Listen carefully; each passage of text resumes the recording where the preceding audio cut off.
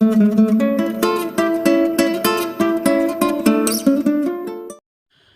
दोस्तों, आज की वीडियो में हम करने वाले हैं अडेनियम पे ग्राफ्टिंग।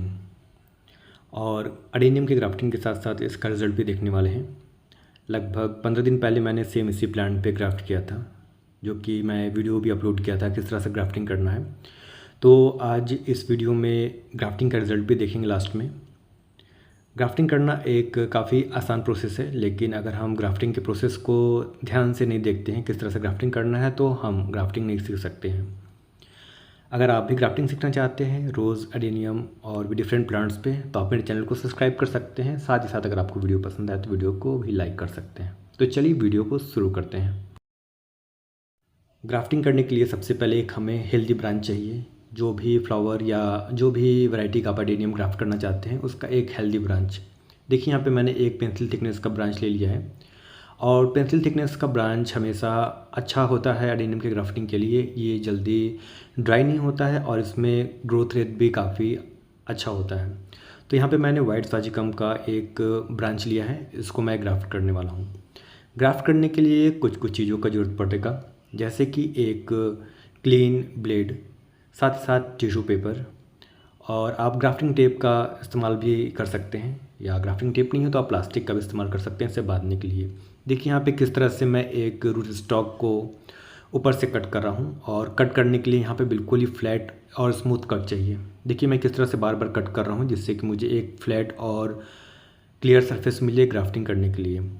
ग्राफ्टिंग अक्सर इसलिए फेल हो जाता है क्योंकि हमारा जो कट पार्ट होता है वो क्लियर नहीं होता है। अब हमें लेना है एक टैबलेट टाइप का ब्रांच, जो कि हम इसके ऊपर में रखेंगे। देखिए कुछ इस तरह से मैंने एक छोटा सा ब्रांच को टैबलेट के शेप में कट कर लिया है, और कट करने के बाद हम रूट स्टॉक पे इसे अच्छे से रख देंगे, और रखने के बाद इसे प्लास्टिक या ग्राफ्टिंग टेप के हेल्प से अच्छे से टाइट कर देंगे। यहाँ पे मैं ग्राफ्टिंग टेप का इस्तेमाल कर रहा हूँ, और इसे काफ़ी अच्छे से एयर टाइट बांधना है। अगर इसके अंदर में बिल्कुल थोड़ा सा भी एयर पास हो जाता है तो ये सक्सेस नहीं होता है। इसलिए ग्राफ्टिंग करने के लिए आपको इस प्रोसेस को जो भी है आपको क्लियरली बार बार देखना होगा, जिससे कि आप समझ पाएंगे कि मैं बार बार क्या प्रोसेस कर रहा हूँ। और इस प्रोसेस को समझने के बाद अगर आप भी अपने अडेनियम पे इस प्रोसेस को करेंगे तो आप भी 100% सक्सेसफुल ग्राफ्ट कर पाएंगे। देखिए यहाँ पे मैंने किस तरह से अच्छे से इसको एयर टाइट करके बांध दिया है, और जो भी एक्सेस प्लास्टिक है उसको हम कट कर देंगे। ग्राफ्टिंग करने के बाद अब हमें इसके रूट स्टॉक पे इसका आईडी लिख देना होगा। यहाँ पे मैं वाइट साजिकम से ग्राफ्ट किया हूँ, इसलिए मैं वाइट साजिकम यहाँ पे लिख रहा हूँ, जिससे कि ग्राफ्ट सक्सेस होने के बाद हमें पता चल पाएगा कि कौन सा वैरायटी किस पॉट में है। देखिए यहाँ पे मैं दोबारा आपको दिखाने वाला हूँ रूट स्टॉक को किस तरह से क्लीन बिल्कुल फ्लैट कट कर लेना है। और कट करने के बाद अगर आपको लगता है कि आपके प्लांट के ब्रांच पे वाटर है, तो आप इसे टिश्यू पेपर की हेल्प से कट कर सकते हैं। और यहाँ देखिए मैं बिल्कुल फ्लैट स्मूथ कट करके एक टैबलेट ब्रांच का निकाल लिया हूँ, और इसमें आपको देख लेना है कौन सा ऊपर साइड में ब्रांच ग्रो करेगा, उसको ही वैसे रखना है। क्योंकि अगर आप उल्टा रख देंगे तो आपको जो ब्रांच ग्रो होगा वो नीचे साइड से ग्रो होने लगेगा, जो कि कुछ टाइम के बाद फेल हो जाएगा। यहाँ देखिए बिल्कुल भी बीच में मैं रख के इसको अच्छे से और बिल्कुल टाइटली ऊपर से बांधने वाला हूँ।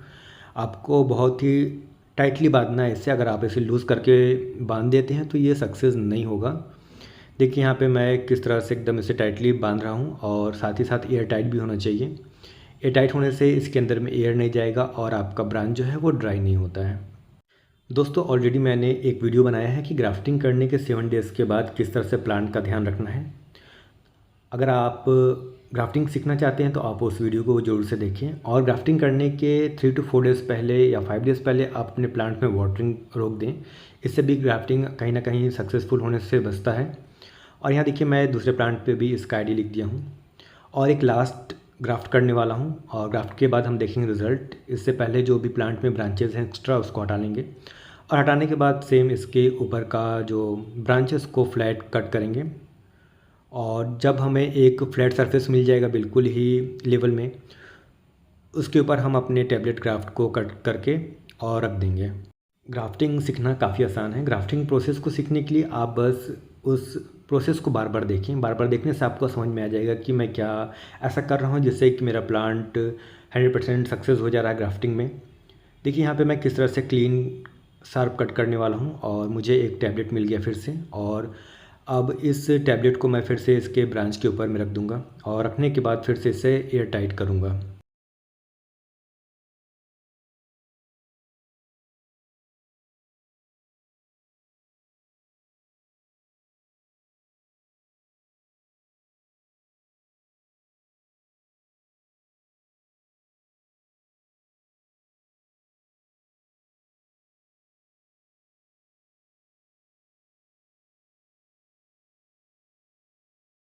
ग्राफ्टिंग करने के 4 to 5 डेज़ के बाद आपको इसमें वाटरिंग करना है, बीच में आपको वाटरिंग नहीं करना है। तो चलिए एक बार रिज़ल्ट भी देख लेते हैं।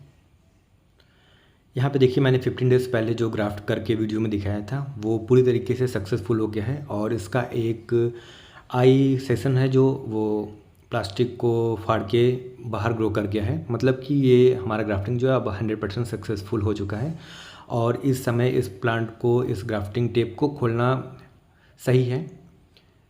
यहाँ देखिए किस तरह से जो प्लांट का ऊपर का टैबलेट है वो नीचे के सियोन से या नीचे के रूट स्टॉक से बिल्कुल सक्सेसफुली ऐड हो चुका है, और अब हमारा जो प्लांट है वो अच्छे से ग्रो करने के लिए तैयार है। अभी हम अपने प्लांट की केयर में अच्छे से वाटरिंग कर सकते हैं, फुल सन में रख सकते हैं, और जो भी आप इसमें फर्टिलाइज़र देना चाहते हैं अपने प्लांट के ग्रोथ के लिए आप दे सकते हैं। ऐसे समय में NPK 19-19-19 या 18-18-18 का यूज़ करना काफ़ी अच्छा होता है, जिससे कि प्लांट में अच्छा ग्रोथ मिलता है।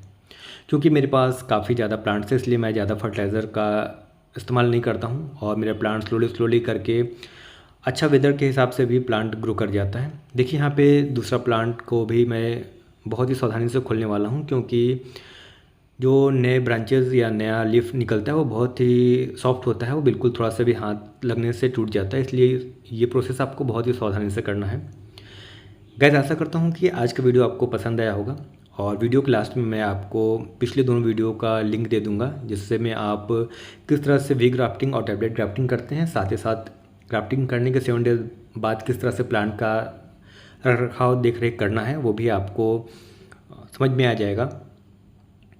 आशा करता हूँ कि आज का वीडियो इन्फॉर्मेटिव लगा होगा। वीडियो पसंद आया तो वीडियो को अप्लाई कर सकते हैं, और चैनल पे सब्सक्राइब भी कर सकते हैं अगर आप हमारे गार्डनिंग जर्नी में साथ देना चाहते हैं और नए नए चीज़ों को सीखना चाहते हैं। तो मिलते हैं नेक्स्ट वीडियो में, तब तक के लिए bye bye, take care, thanks for watching.